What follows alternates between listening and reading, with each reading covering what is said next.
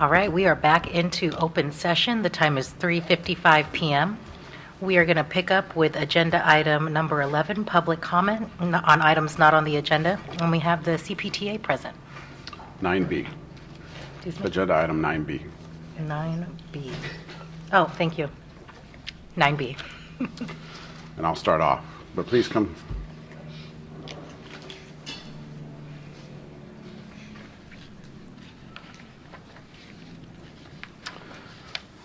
So in your briefing paper, or in your agenda materials, you'll find a briefing paper that's subject Sunset Committee's recommendation on BPC Section 2620.1, amending the direct access language at the request of the California Physical Therapy Association.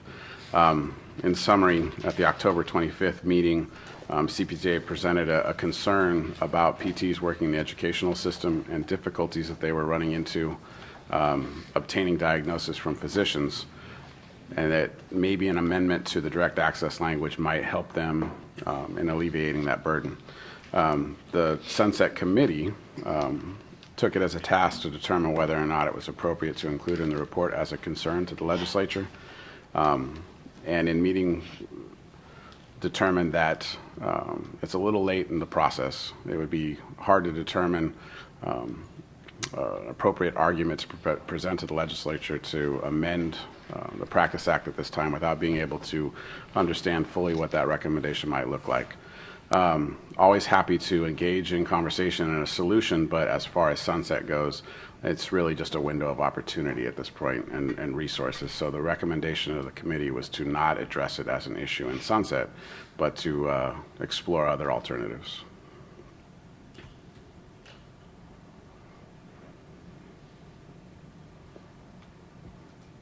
Would you like to provide some additional feedback?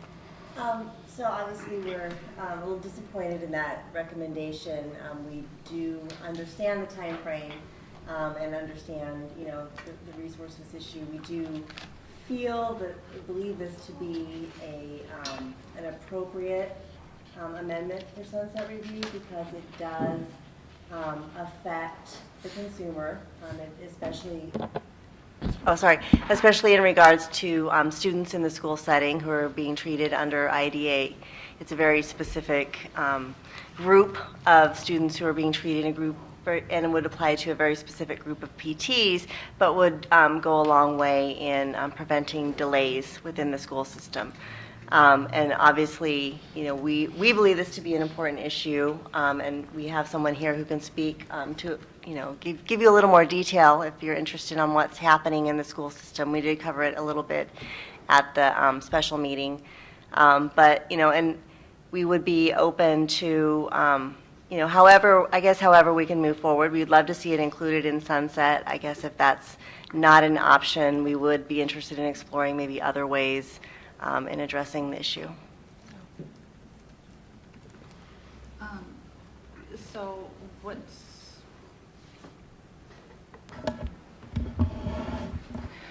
So what's happening right now with the school district is that our kids are oftentimes found eligible for services but not necessarily have a diagnosis from a physician. So they're found to have a disability, but that may be by a school psychologist or a speech therapist, and that diagnosis is kind of a clinical diagnosis, not necessarily something that's provided by a physician.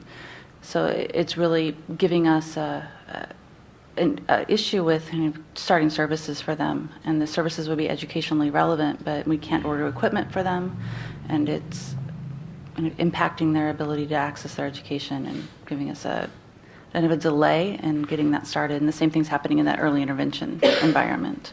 And these kids are supposed to have these services based on IDEA, federally mandated, but because of this requirement for a medical diagnosis versus that eligibility that's already identified the disability, and causing that delay for the consumer. And I see that you do have in your packet the language that the occupational therapist, through the Occupational Therapy Board, I believe, through statute, did approve in their Practice Act. And so what we wanted to do is model that same language for the PTs so that there's consistency within the school setting, because right now PTs within that group of practitioners who are working with the children in the school system, the physical therapists are the only ones at this point who are causing those kinds of delays to these services that kids really should be eligible for.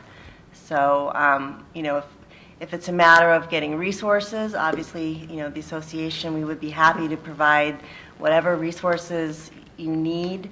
If it's a matter of, is there a precedent? I think we can establish that there is a precedent for this kind of language with the occupational therapy language. And so if there's anything that we could do to help get this included in the sunset review, we don't believe, for the reasons that I just stated, that it would be a controversial issue. So sometimes that's, we want to make sure that we're staying away from those kinds of issues. I really don't think that applies here either. So when we were looking at this, it just felt like it was more of a bookkeeping kind of making sure we're doing the best thing we can do for the consumer kind of issue, and that's why we brought it to the board for consideration as part of Sunset. Any comments from the board? Or question? Yeah. I'm trying to get idea of the scope of the challenge, of the problem out there, who are being affected, how many school districts, and when did you first become aware that this was happening? Since we're facing a timeline, I just want to know. Well, this is as a school district therapist, this has kind of always been an issue, but with direct access, we were hoping that we would be able to take a step forward. With the time limits and the 12 visit 45 days, it's just not feasible for us to use the direct access for our kids in the school district, because the IFSPs and the IEPs are written either for 6 months or a year. And so we weren't able to utilize those direct access services to solve this problem. So do you have any idea how many school districts? Are you from, I didn't catch your name at the... Oh, sorry. Are you from one school district, or do you represent many school districts? My name is Dawn James. I'm a physical therapist. I used to work for Los Angeles Unified School District. I currently consult with Doherty Unified, but I am the vice chair of the California Pediatric School SIG. So that's part of CPTA. So I would say that I represent the California school-based physical therapists, or the pediatric therapists. I think, didn't we we're trying to get a number on the number of school districts in California. I think we ended up that there were about 1,000 in the 900s school districts in California. I can get you an exact number, but so we're talking about however many kids are being treated within that program. So we're probably talking about maybe there's 2 or 3 kids, maybe more, being treated in each one. It could be as many as, I guess, 3,000 children. So when you're looking at the overall population, it sounds like a lot when you say it, but when you're looking at the overpopulation of California, it's not that many. But for those who are being treated in that environment, it is a big deal, and those delays that are being caused are a big deal. And asking them to go back and try and get a diagnosis, or if we're working under direct access, to be seen by a physician is a big deal to them, because oftentimes they don't have access to those services. Eligibility for them has been determined through the school, through the health care providers that are working in the school, but they may not have a health care provider outside the school system that they can just go back to and get that diagnosis from. So it's causing delays for these kids, especially the lower income, underserved children who don't have access to just go back and see somebody like other kids might have access to.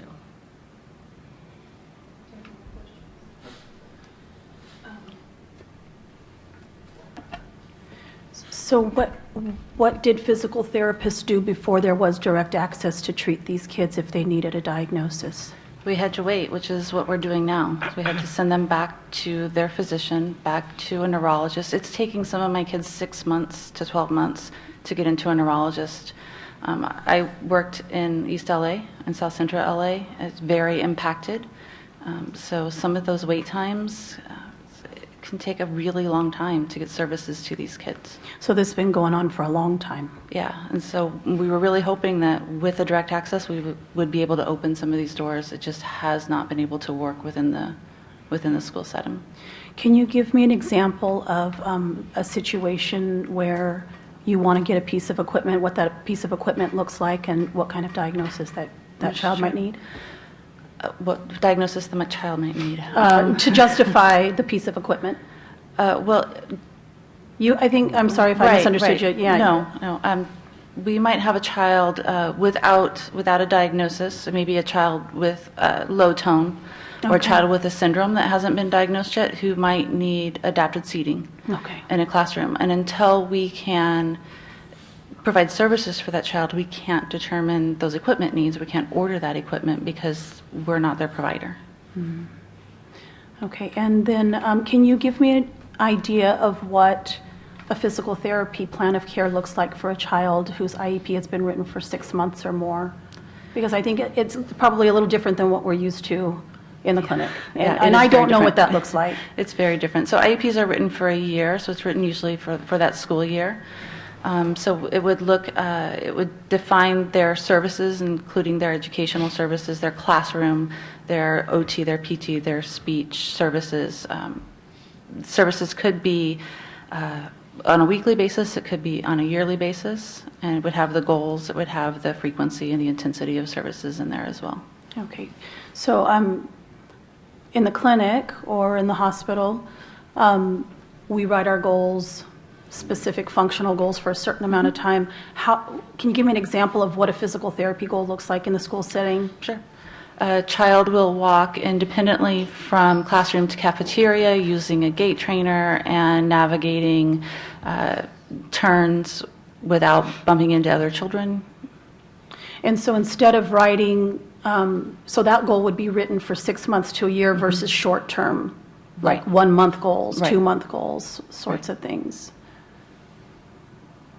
Okay, yeah, that's different. It is very different. It's a very different practice area.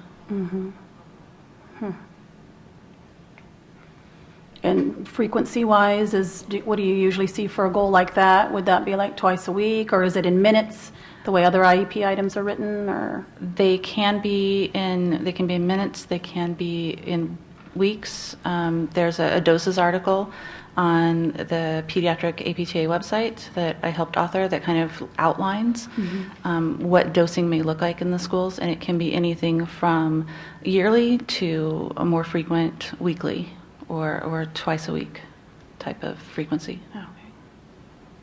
Thank you. I would just like to state that the committee's recommendation may have been to not include this in the sunset, but we are certainly open to the board's input in considering this as keeping it or putting it on the sunset review report.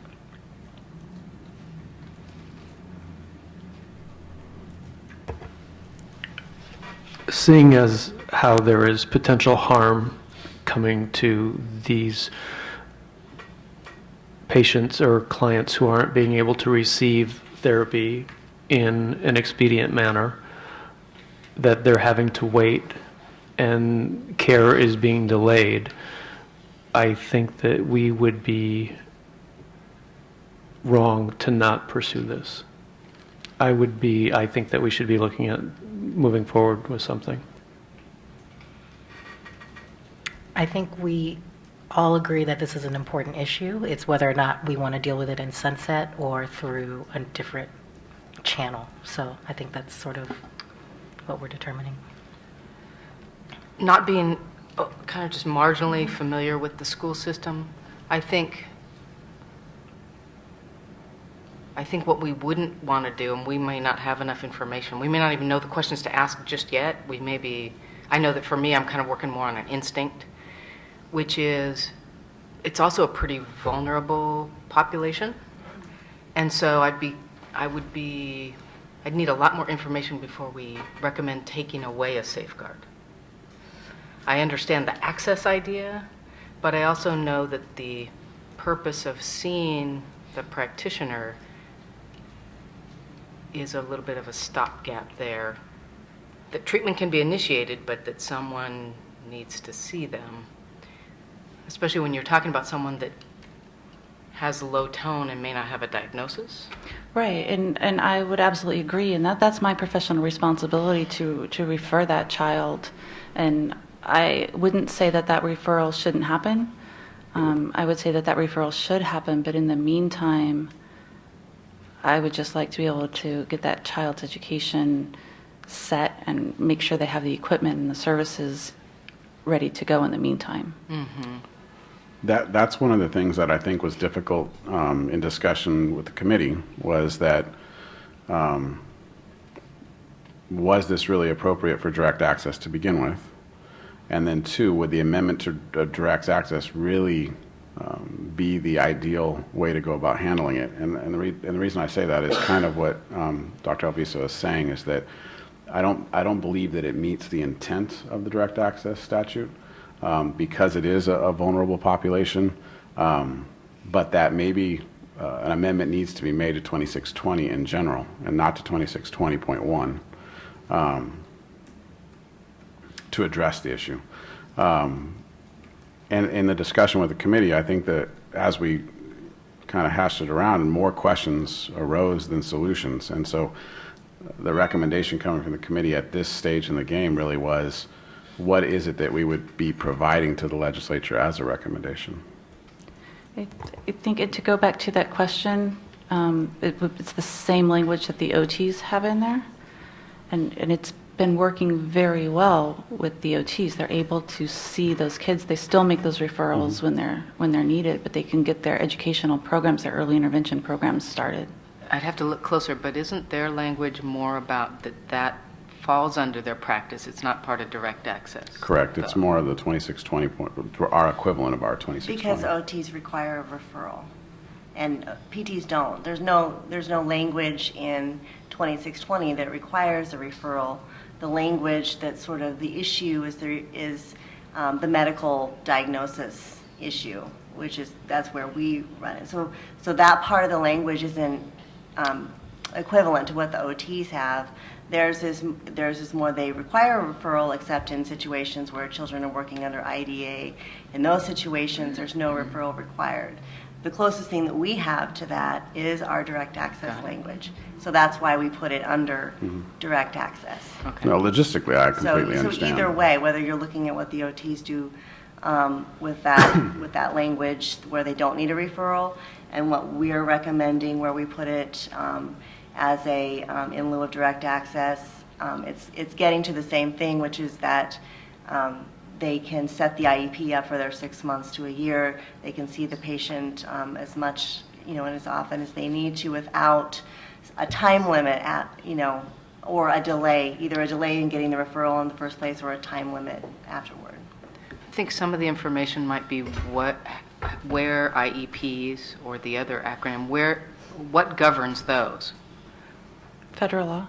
Federal law. So it's almost like we would need a lot more information. Like we'd want to see what that structure's like. It's in some ways, it's very circular. So under IDEA, or Individuals with Disability Education Act, when you refer to that source of the law, it then refers back to whatever that practitioner's practice act states. Okay. So it does create this kind of endless loop, and I completely understand the frustration. Correct, and so IDEA will say that the children have a right to these services. It does refer back to the State Practice Act, and we've seen where that happens, but the problem for some PTs working in the school districts is the school districts and their legal teams are stopping at, well, IDEA says that children have a right to these services, so you have to provide these services. And so then, the PT is finding themselves in a position where their job is in jeopardy. They're being, brought up, on legal charges for not providing these services, having to go in front of Lawyers for saying, well, I can't because my Practice Act doesn't allow me. So for this one practitioner working in this setting, it's sort of puts them in an untenable position because of that circular. And I actually had a hearing judge order physical therapy for a child that did not have a diagnosis. And I had written my report, said the child had needs but did not have a diagnosis, and therefore I couldn't provide them. And it went to the hearing officer who ordered physical therapy. I was definitely in a catch-22.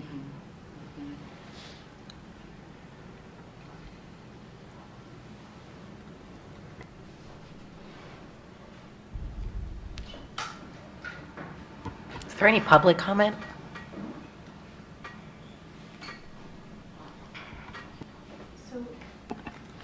In our agenda materials, in the Business and Professions Code 2620.1, we have highlighted the last sentence.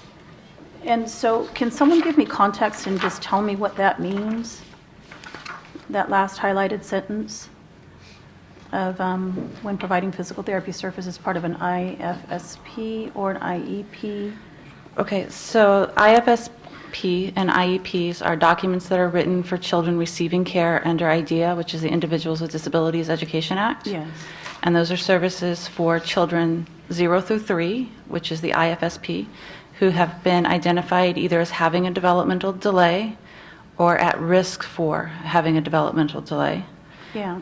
And then, So my question is, what does that sentence mean in the context of this whole code? that those children would not be subject to the 12-visit or 45-day limitation On direct access. on direct access. So what are they subject to? They wouldn't be subject to anything in the same way that for OTs, those students aren't subject to any sort of requirement, other than a professional judgment, which the PT always carries, to refer back or refer out when there is something that, is of concern. That's always there regardless. But there would not be a specific time limit requirement or required office visit. And I think that was part of the general concern, is because where it's placed right now, it relegates it to the same level as wellness. And so I think we have the right idea, and I think something needs to be worked out and a solution needs to be met. But because that sub B is really stating that all wellness modalities don't even fall under direct access, it's not necessary, those things aren't necessarily PT services, it would be a mistake to put this language where they definitely are PT services, but under IDEA, to put them in the same paragraph is confusing, to say the least.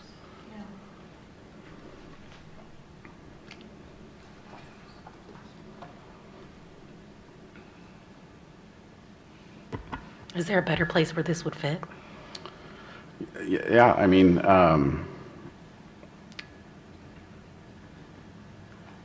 under 26, I mean, this would really be an exemption of 2620 if it was appropriate.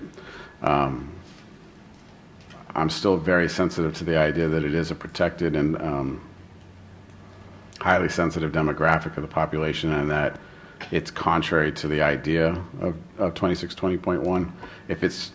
If direct access was created for the general populace, that after 12 visits or 45 days that a physician needs to be involved, you would want to at least adhere to that for the most sensitive of populations you were treating. And I understand the access issue, I'm just saying the concept of direct access itself. And so this while it might be a Band-Aid type solution, I think that there's something that should be done at a different level. And I guess the thinking is that, and again, we're going back to the OTs, but for the OTs, for the general population, a referral is required before they can even begin services. But for this specific population, they're allowing the OTs to treat as needed for as long as needed. So I guess our question would be, why can't we do the same thing for physical therapists? And I think we're on the same page. I just think because it's kind of an apples to oranges comparison in the language, I mean, where theirs is referral based and ours is diagnosis, Right. but it's not clearly stated in our Practice Act because it's a violation of the Medical Practice Right. Act. There's some I know things it's a that little play. complicated. And that really, I think, was the difficulty in discussing it and trying to come up with a recommendation for the legislature in a short period of time is that we're having difficulty here today, trying to come up with a solution. So we all agree with the intent that a solution needs to be come to. And it's definitely something that's on my radar that I'd like to learn a little bit more about. So. I think I'm wondering if the bigger problem is that they can't fulfill that. That is the bigger problem, that these children can't get to medical care. And are we really doing them a favor by taking away the requirement? Or, I mean, I would be okay with the consideration of some change, something to consider, but the real issue isn't that. The real issue is they need to be able to get to medical care. They also need to get to physical therapy. Sure. I mean, and I think oftentimes we are the conduit to getting some of that additional medical care. I can't tell you how many kids that I have referred out to ophthalmology, neurology, metabolic specialists because of things that I have seen. But without my eyes on that kid, that stops. And I just, I feel like they're missing a very key piece of care when we can't get in there and be part of that. And especially because, as you said, they are vulnerable. Mm-hmm. Without these services, the whole purpose of these services, especially in early intervention, is to prevent future delays, to get these services in there now when they're the most needed.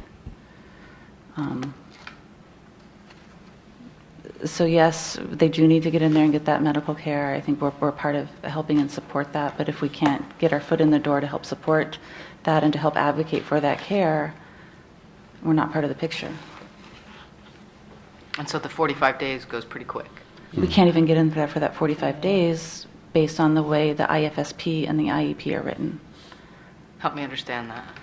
You can't put that limit on an IEP or an IFSP because of the way they're structured and written. You can't say a child can only have 45 days of services. They're written for 6 months. They're written for a year. And the other part of that is that parent has the right to, it's called a stay put right. They can always say they want to continue services. Then you're stuck again. So if you put, once a week for 6 weeks or 12 weeks, parents can continue those services. It's federal law versus state law, and they get very kind of murky and confused. So it's a parent's legal right to continue the services, but it's within your legal boundaries that you cannot. Right. And again, that puts the therapist in that middle position of which one am I following? Parents' rights, my license, and I'm going to follow my license, but... So this is a bigger ball of wax than we even walked into the room knowing. And it seems like it's a both and. It's, yes, we need therapy and we need a physician. We need both, for the child's sake. I wish we had more time before December 1st. So I know this is a demographic that has not been getting the attention that it deserves for a very, very long time. And so I personally, because I work with children, thank you guys for the fight that you're doing. So, but my question is, are there any other organizations that can support what we're looking for with this? And I'm saying that because I know at the last meeting, I had brought up how does regional centers fit into this, or like a special needs network, or are you guys the only ones like advocating for this? Right now we are, because it's directly affecting how physical therapists can practice, yes. Right. And we don't have other consumer groups involved at this point, but I guess we understand that it's, I guess, a larger issue, but we don't think it's a controversial issue. So we Right. haven't, at this point, felt the need to really get a large coalition together, because to us, it seems pretty, the fix seems pretty cut and dry. Thank you. And these systems, are we talking, again, the school system that I have a little bit of exposure to, are there clinics where physicians are also there to see a number of children? Is that not the level we're talking about? Not necessarily. It depends on the school district. LA Unified has school physicians, but they don't diagnose. So I know. Wait. I understand. That is not in their purview as a school physician to diagnose students. They are there to ensure their safety in this school district. We have nurses also on that IEP team who are there as the representative for healthcare. We have nurse practitioners who also see kids, but that's LA Unified. They're a big district. Other districts, Doherty Unified does not have school physicians. So it's really district dependent, which is part of the problem. Yeah. So, you know, it really depends on that district. I'm going to add that to my question list, which would be, what are all the models that are out there that exist? Right. It's usually not the school district physician's role to diagnose. They're there to, be part of that IEP team and help make decisions, but not to diagnose when they are actually part of the IEP team or employed by the district. Sometimes they're there to help with Medi-Cal billing. Sometimes they're there for other reasons, but they're not typically there to make diagnoses. You said the solution is pretty cut and dry. So am I to understand that that is just adopting the language out of the OT Practice Act, and that's it? Yeah, I mean, we feel like there's a precedent for doing that. It's working well. It's a model that's working well, that maybe didn't start out exactly like our model, because again, they require a referral in order to see a patient. We used to require a medical diagnosis before initiating treatment. Now you can go under direct access with a time limit. So those pieces aren't exactly the same, but what we feel the language that we're offering would get to the same end as where the OTs are in that system. And that, I guess, we don't really see a reason why that couldn't work. And we have looked at, other ways of addressing it under 2620, things like that, but after we looked at it, we really felt like this was the most appropriate place to put it. So, and because of all the issues surrounding it and the delays that it's causing for the kids and in those sorts of issues, we feel that addressing it is pretty cut and dry. So I see the solution that you see and why you would see it's cut and dry. And simultaneously, I also see that it is not as simple as just changing the language, in that it does affect this particular group that is already, struggling to get the service.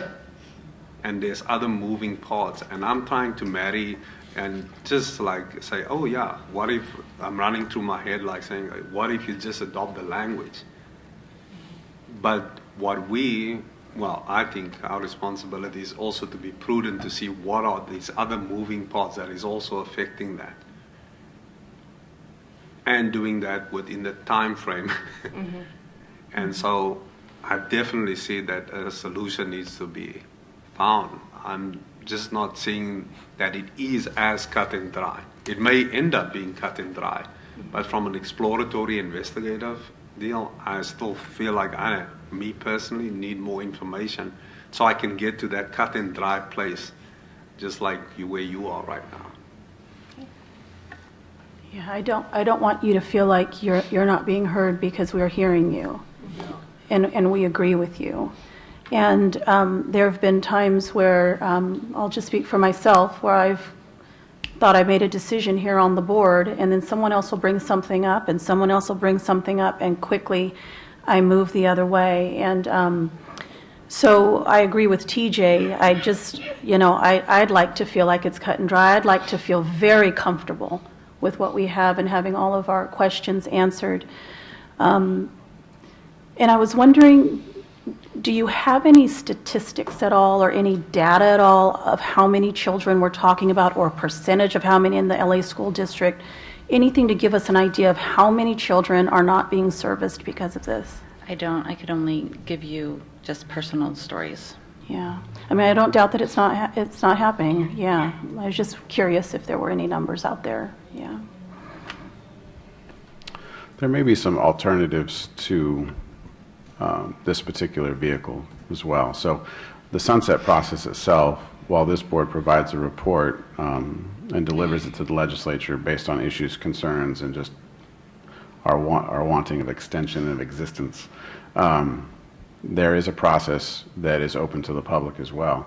And maybe there's an opportunity to find a sympathetic legislator to help champion the cause, and it's something that we can work with in collaboration. The report itself is kind of the question at hand today, and that's the limited resource, that's the limited timeline. Not that it's not something that we would not want to pursue. I mean, obviously that there's a consumer need here that needs to be addressed. I just don't know if it can be addressed within the report itself, given the timeline given. But as the way of the association, maybe there are authors that would be willing to hear what we have to say. Certainly. I mean, certainly that's always an option. The association can bring something forward. We just felt that, it seemed more of a business, non-controversial issue that affected consumers, so we felt seemed appropriate for the board as part of the sunset process. But of course, it's something that the chapter can decide to bring forward if we need to. Would it be too burdensome to ask CPTA to provide some sort of briefing paper, or like Alicia asked for, data and statistics to give us that level of comfortability that we need to consider this for sunset? And we have one more meeting scheduled for the end of November where we're going to review the final draft before we submit it on December 1st. And so I don't want to say no, but I don't want to say yes either. And I'm definitely not speaking for everybody, but I think from what I'm hearing is that we need more information, and we all consider this to be a very serious issue that we'd like to address. So perhaps that could be our sort of takeaway from this conversation today. Thank you, ladies. Thank you. Thank you. Thanks for hearing us. Appreciate it. Any further public comment on that issue? Hearing none. And looking at the time, Brooke, would you feel like you could get this briefing paper on retired status out of the way for us today? Or was that going to be you, Jason? Yes. Agenda item 9A? Yes. Thank you. At the last board meeting, the direction from the board was as best we could reach out to the legislature and see if we can get some time and get some answers to questions that we had. Brooke and I did meet with Vincent Shi, who is an analyst to the Assembly, on Thursday of last week, which is why you don't see an update in the materials, because it was very recent. We met with him in the afternoon. It was a short meeting, but it was an effective one, almost an hour. It's a little bit out of the norm in comparison to what I experienced in the last sunset go-around, where they're struggling with the same compaction of time that we are. So we got an analyst, per se, instead of the consultant to the Assembly or the consultant to the Senate. So, but Mr. Chi was very helpful. We went over a couple different topics, this being one of them, and he understood our plight. He saw the difference. He saw the authority that we had on file before 464 was signed, and that how it sheds new light. And to him, it was, part of the normal process of legislation.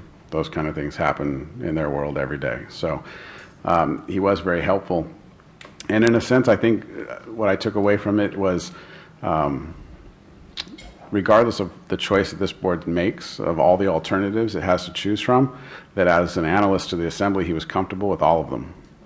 So if you wanted to amend, or, they were really open to what it was the board wanted to have as a final outcome. If it's to amend and then take advantage of 464, he sees that. If we wanted to open it up and kind of take part of 464 and put it into ours, they were open to that. He saw the advantage of all the different ways that could be applied. He also saw an opportunity, if you will, from our hybrid language, from expediency's sake and getting it implemented. He had less of a concern when we talked about things like PTs being in limbo. If we took and repealed the language, without even getting to that part of my briefing in the discussion, he asked me directly, are they in limbo now? Because with 464 and not understanding whether or not we have the authority to issue a retired license, because of that kind of new perspective, it's really uncertain. I mean, we have licensees on retired status. He wasn't concerned. He was comfortable with the idea because we issued those licenses in good faith and with the information that we had at the time. And again, something that he runs into in their world all the time. So we discussed a couple different topics, but I think this is the one we discussed at most length. So they are open. In fact, I think he's watching right now. He couldn't travel to LA, but if we would like him to be in front of us and in person at the November 28th meeting, he was open to that idea. It was a good meeting, and we appreciated his time. Well, that was the best answer he could have provided us, as any of the three work for him. And really, in a nutshell, I think he did kind of put it back in our court. It was however the board decides. There's nothing there that he saw that was controversial by any means. So what you're doing is not going to offend anyone. It's providing retired license status, which is parallel to the spirit of the legislature right now, given that they just wrote it for the whole entire department. He also reassured me that the language at the end of 464 that says shall not be applied to boards that already have that authority, that there may have been a better choice of words for that line, like may not be, but that wasn't the original intent. It wasn't to that you can't do it. It's just that we didn't want to that they didn't want to step on the toes of systems that were already in place.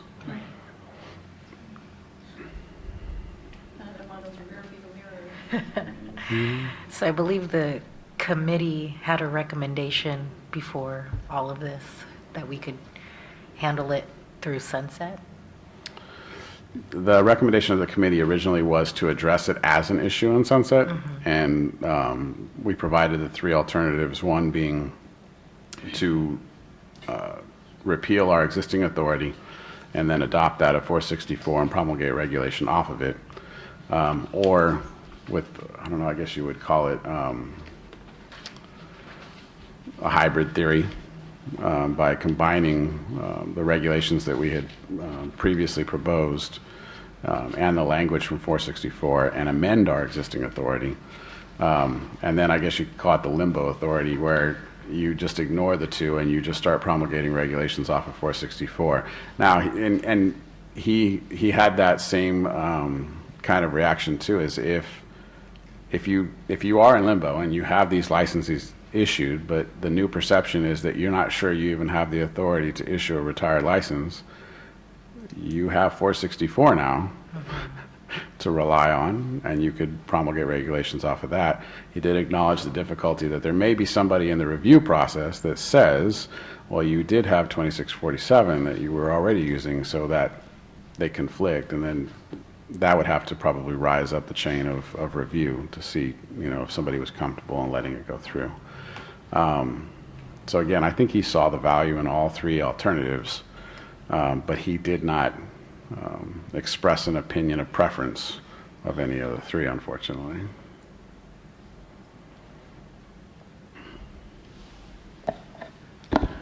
So I'd like to just point out that for this particular issue, I think at the last meeting, the board just wanted some additional information to figure out whether or not to include it in the sunset review and what that would look like. At the board's direction, I prepared some language that could be included in the sunset report, which didn't quite make it in the 100 pages or so that we'll be reviewing probably tomorrow, but we have the language to look at. So effectively, for this item right now, I think all you're really deciding is, do you want to move forward with the retired license through the legislative process and the sunset review? We have those printed out as handouts right now. We'll send them down the line.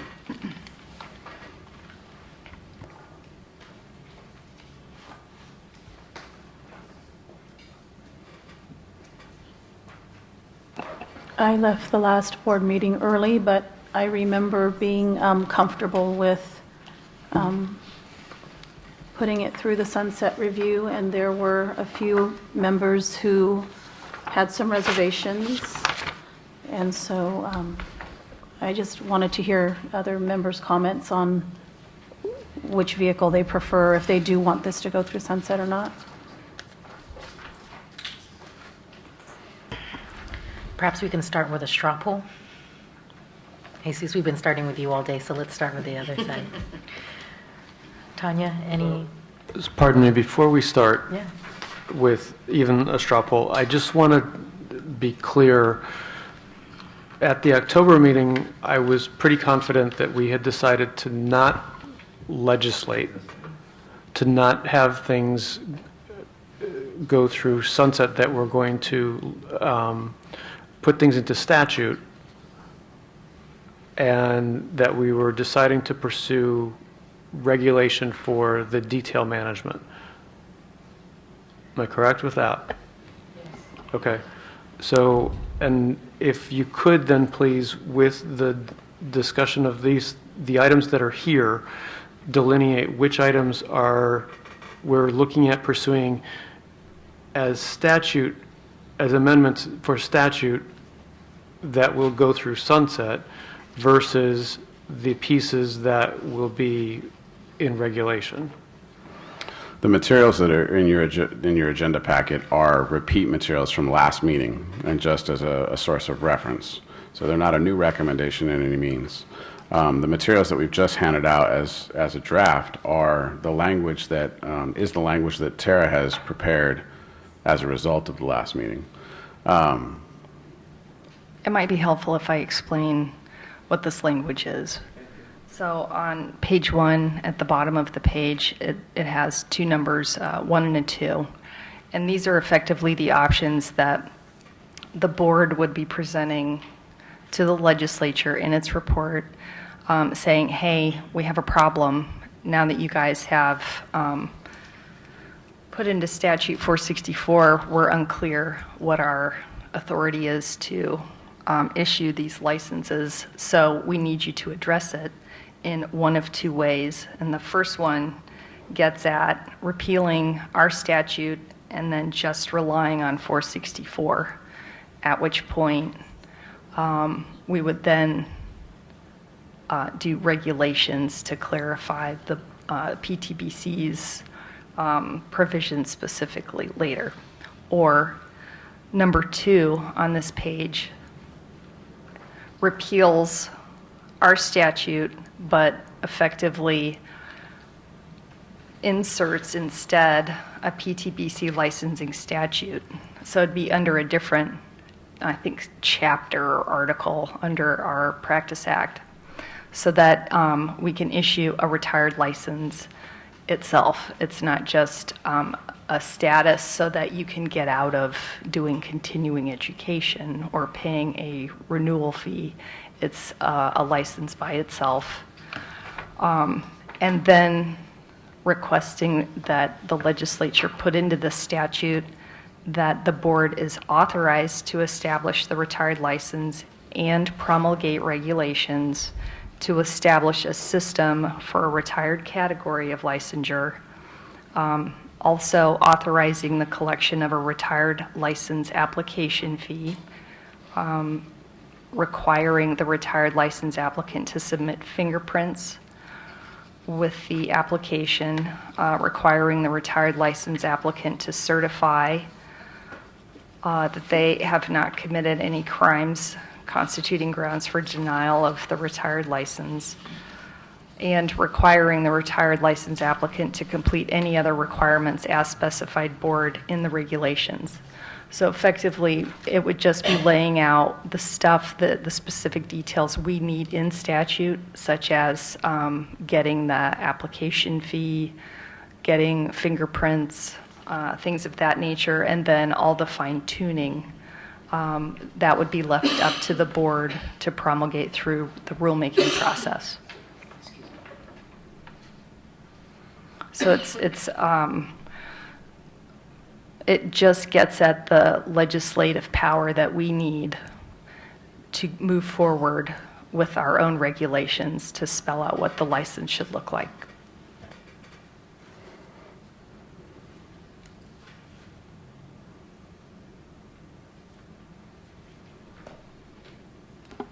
Was there something about 464 that's really different than number 2?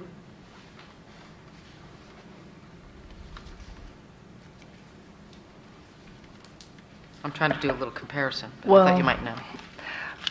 Number 2 is really watered down. 464 has a lot more requirements in it, and that's what we were doing, trying to accomplish through the hybrid statute that we were looking at last time. So I guess the argument against 464 is a general argument against it, and then it's too specific, and the board may prefer just getting authority to do the statutory actions and then doing all of the other fine-tuning of it through rulemaking. So 464 does authorize collection of an application fee. That's what number 2 says. So, as well as fingerprints and things of that nature. But it stops there. It just clarifies the important points of the retired license in our Practice Act, and then everything else would be done through a regulation. And in our discussion with Analyst Chi, he did express that it would be viewed favorably if this board would come into alignment with the general provision that the legislature recently passed, that we would be looking for uniformity and coming into line with the idea of retired status. So then, why not just go along with 464 and create our own regulations? Why put something special into statute and do regulations on top? The benefit, I think, that we also discussed that hesitation and the concern that the board expressed with Analyst Chi in putting that much detail into legislation. The benefit that he saw, as we presented, was just the matter of expediency. This bill, should we pursue that path and the legislature agree, our legislative language wouldn't be, our authority, if you will, wouldn't be available until January 1st, 2018. And you would start promulgating regulations then, which means your retired status regulations wouldn't go into effect until the latter part of 18, early part of 19. And so he appreciated the proactive nature of the hybrid theory and didn't see it as a controversial means to get there. But he understood the concern. And in effect, that's what number 1 would do, but also include a delayed implementation of the repeal to give the board Yes. time to get the regulations in place. But even number 2 wouldn't take effect till January 1st. Correct. Okay. Yep. Correct. I was thinking you were saying Well, one no, would to take answer effect. Dr. Drummer's question about the difference between like the hybrid theory, where all of it was feathered into the legislative proposal, the benefit was expediency, and only that. It would become effective January 1, 2018.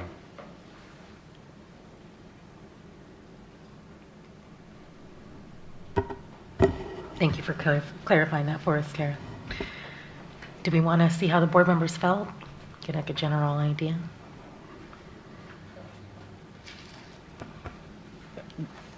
felt about this going to review or felt about the two? About our options as laid out in Tara's draft language, either the hybrid or, repeal and essentially start all over. Is that correct? Yeah. Yeah. Remind us again, one more. Are there any other license statuses, license types that are in statute? No.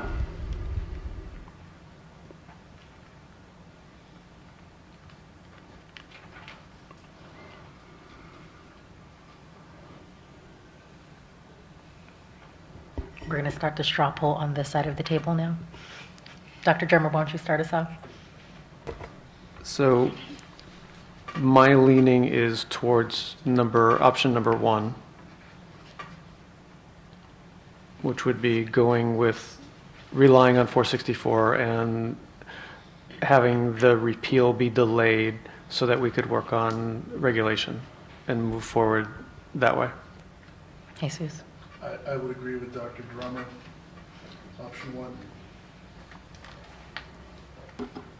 I would agree. I would like to see, if this is kind of what would be inserted into the sunset report, my suggestion would be that it only have number 1.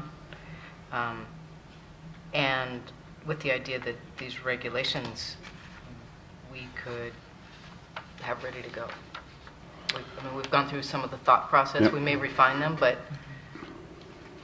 there may not be as much delay as we think. Well, we would still have that small concern in the review of the regulations proposed. So effectively, what we would be doing is promulgating regulations off of 464 with the anticipated repeal. And there is a slight risk to that in the review at OAL. Oh, even if we had, I'm thinking we could, I see what you're saying, because of the way that is. Correct. We would, obviously, we would include it in our regulatory package that there is a planned repeal as a result of our sunset language, that this 2648.7 is going to be repealed, which is why we're promulgating regulations off of 464 today. But that still leaves it to legal interpretation at OL of whether we have a conflict existing and we would be premature in our submission of our regulatory package, or we would have to wait until after the repeal was effective. So is there any more information, or would it be, are we going to get any clearer information as to whether it should be repealed on January 1st, but we're ready with a regulatory package? So it's, at least it's minimal time. It's new frontier, if you will.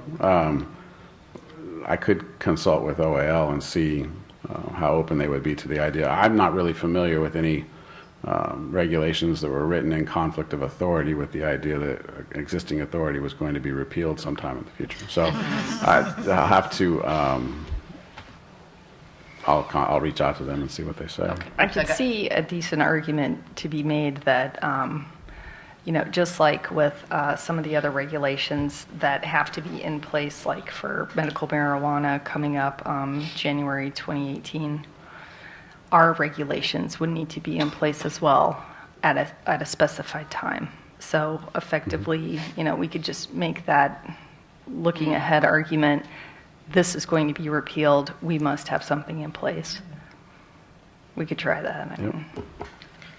My straw poll vote was also for number 1. I think as much alignment as we can have with agency, the better, within reason. No, I don't feel strongly either way. I'm definitely for number 1. I'm in favor of number 1. Thank you. So I think we all like number 1, Tara. I think you did a great job laying it out. So to keep moving things forward on this agenda item, are you ready to submit a motion and vote whether or not to include the retired license status statutory amendment in the sunset review.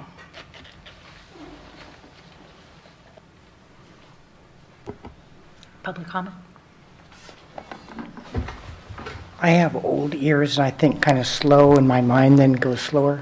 When you were talking about, excuse me, application and fingerprinting, these people are already currently licensed, so you're asking for them to be fingerprinted again and submit a different application as when we renew our license, we just check a box, and would it have a box that said retired? Or are you asking for a whole new process for people seeking retirement? Well, that would have been under option 2, which it looks like no one is in favor of. So effectively, we would not be moving forward with that approach. But the idea was to have this additional process to submit new fingerprints to go into retired status, because the thought process was, if you are seeking retired status, you are effectively trying to tell the world that you're not canceled or delinquent. You have retired from practice, and it's kind of an elevated license status, if you will. To qualify for that elevation, you would need to make sure that you would have to prove to the board that you're in good standing. And the board doesn't continue to receive federal criminal information from all of the states. So they would have to check your fingerprints to make sure that you do actually qualify for this elevated status because you haven't committed any crimes anywhere else. But my fingerprints wouldn't have changed from when I received my first license. So in the creation of 464, the concern at that time was when somebody goes into retired status, there may be a significant amount of time that at some point it might be appropriate for that board or that bureau to file what's called a no longer interested with the Department of Justice. And in doing that, and the authority of 464 is just that. It's only authority, it's not a requirement. It's just there for each board to individually make a determination of how long that they would keep fingerprints on file for retired status. So vocational nursing, if you will, might choose 8 years, and after which time they would file a no longer interested. And then lo and behold, on the 9th year, that licensee wants to come out of retired status, they would be required at that point to reprint, because we wouldn't have that subsequent arrest subscription on file for that licensee anymore. Oh, I'm sorry. I thought it was going into retired status No, that you no, were it asking for. would be coming out. Okay. Sorry. And in coming out, it would be based on the intent behind the legislation in 464, it would be a by-board choice. Each board could promulgate its own regulation. Okay, thank you. Thank you. So I believe you're looking for a motion, Tara? Yes, on this agenda item, we're looking for a motion as to whether or not to include the retired license in the sunset review. That's all we're doing right now. So moved. Is that a second? Yes. And for clarity, we'll be addressing it as an issue in the report and providing a recommendation of 1. Correct. Thank you, Jason. Any further board discussion? Any other public comment? We're going to do a roll call vote. All those in favor? Jesus Dominguez, aye. Daniel Drummer, aye. Deborah Alviso, yes. Katerina Ellaby, aye. Alicia Urbina, amen, yes. TJ Watkins, aye. Vote was unanimous. Thank you. Now let's move to agenda item number 4, the President's Report. We're going to hammer through until about 5:30-ish. Before we move to that next agenda, Sure. I think that we left agenda item 9B unfinished. So we don't have a motion as to whether or not we're going to be including that into the sunset report or not. I thought that's what we just did. I'm sorry, maybe No? You're talking about the B. CPTA? The CPTA is issue? concerned. Well, I think that my request was for additional information to be provided to the board at our next So we'll be putting meeting. that to the November 28th meeting? Yes. Does that require board vote? I see you're making a face there, Jason. Does it require a motion? He's counting the days between I'm counting November days. 28th to December 1st. I'm counting days between submission of the report and, And it wasn't a, yes, we're going to put it in the report. It was, we need more information to even consider this. It's just as a an briefing issue. paper. Yeah. okay.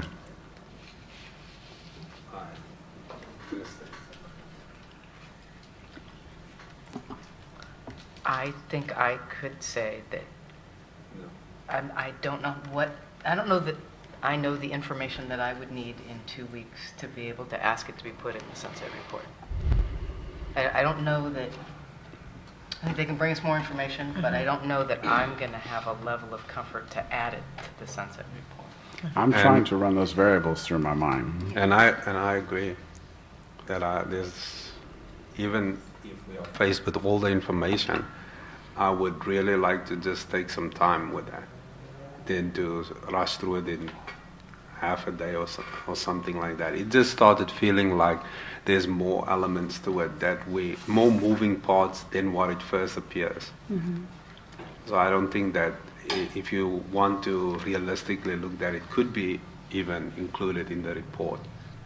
And I don't want to have it, for me, take bandwidth away from some of the other also pressing issues.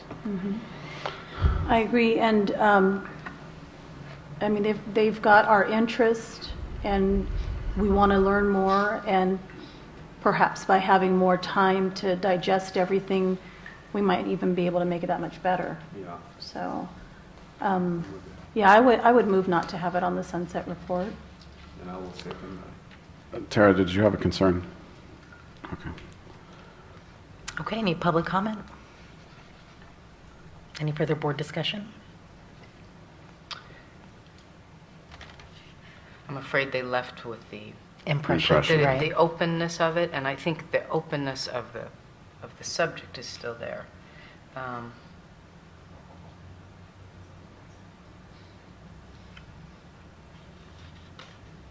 trying to figure out what's appropriate. I think what we could do is table the issue for now and hold it over for November 28. To the extent the board Sunset Review Committee receives any information, they can take a look at it to Okay. see if it's appropriate. Most likely, it would be something to just mention in the report as an issue without suggesting how to resolve it, but just say, hey, legislature, there's this big issue that we would like you to look at. But of course, to the extent the Sunset Review Committee is able to get to that point. I think that's really the question right now. Is the issue too complex to even include as an issue? So what we could do is just table it for now and then put it on the agenda for November 28 for the final decision as to whether or not it makes the Sunset Review report. Thank you, Tara. So with that said, agenda item 9B is tabled until our November 28th meeting. And we're going to now address agenda item number 4, the President's Report, the 2017 proposed meeting calendar. Yes, we've yet to adopt this calendar officially, so unless there are any other objections or scheduling conflicts, staff is looking for a motion of adoption.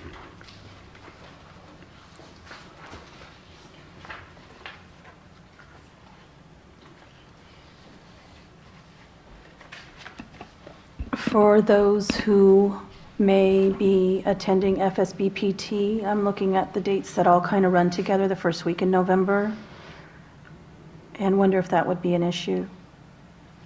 Which makes me think maybe this is a more appropriate conversation to have after we determine who our delegate and alternate delegates are. Yeah, So sounds that they good. can give their feedback on that. Because it directly affects their schedule. Well, I mean, even without having appointed delegate and alternate delegate, that's, yeah, they can't get, yeah, they'd have to take a red eye. The way the calendar is structured now, we've discussed this in the past, I would not be able to attend the November meeting. The administrators go into the delegate assembly a day earlier than the members do. So It has been, we've kind of discussed it a little bit round and round of moving it to the following week. I mean, we're even, I mean, I don't know, we're right now in the third week of November today. I mean, is that even a possibility to do it either the second or the third week? And that gives board members a little bit of flexibility.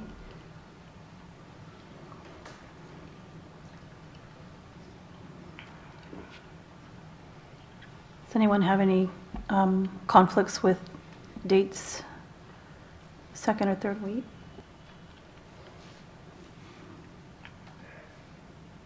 I don't have any conflict. Veterans Day is on a Saturday. Saturday, the 11th.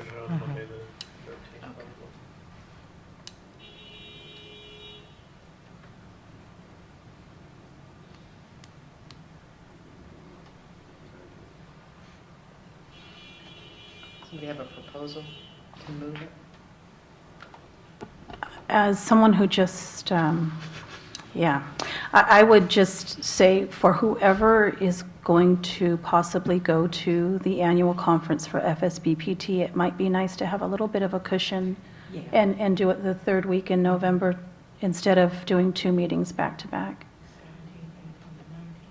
Yeah, so that would be the 15th and 16th of November, 2017. And that would be the hearing. It would be. Currently scheduled.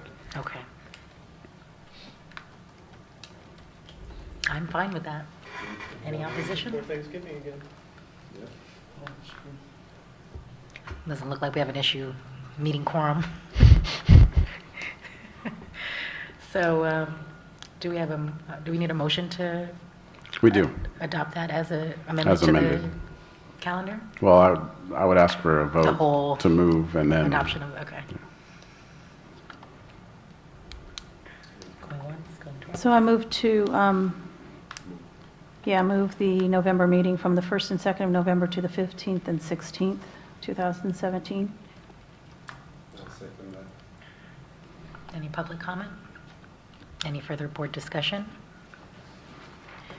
And do I need to vote on moving that date and then adopting the whole calendar? Or can I just adopt the calendar? We can just adopt a calendar with that date. You can adopt the calendar as Okay. amended. So can you change your motion, please? I don't know what to move now. We adopt the calendar with the change to the 15th. I move that we adopt the calendar with the change of the November meeting dates from the 1st and 2nd of November to the 15th and 16th, 2017. Thank you. Any further, no public comment? Any further board discussion? It's getting late. All those in favor? Roll call. Jesus Dominguez, yes. Daniel Drummer, yes. Deborah Alviso, yes. Katerina Ellaby, aye. Alicia Urbina, amen, yes. TJ Watkins, aye. Tanya McMillan, yes. The vote was unanimous. Thank you. Now, we have 30 minutes, Jason. Should we crack this sunset thing open? 20, yeah.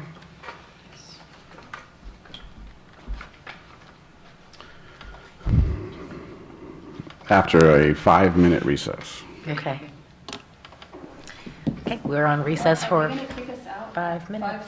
5:30. 5:45. 5:30, we have to look like we're packing up.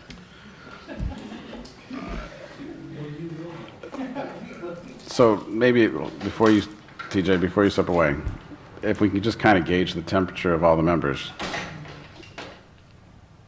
If we're prepared with no other agenda items for tomorrow's business to do anything but sunset, if you'd like to conclude now, I'm scared I'm saying this. I'm comfortable with that. We still have elections for tomorrow. Okay, but we can't have the 28th be a day and a half. So if the work, let's do it. Well, and that's why I'm asking all involved. So the drafts have been distributed, and you've had a chance to review them. If there's significant comment, if you think that we should start now, I'm going to, after that 5-minute reset, set the screen up and start and get a quick 20 or 30 minutes in tonight before we have to close until tomorrow.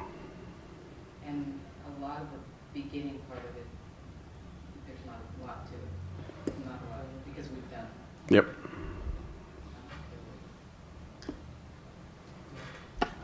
I feel like if we start diving in, I'm not going to want to stop. Yeah.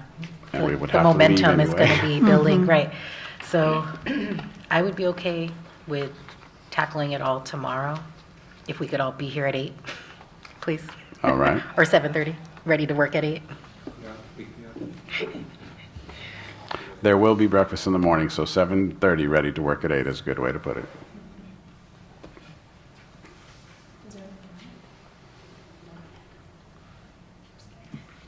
Shall we just adjourn then?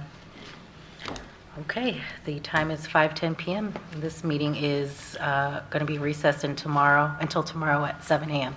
Thank you. 7 I'm sorry, 8 AM. Try to sneak it in.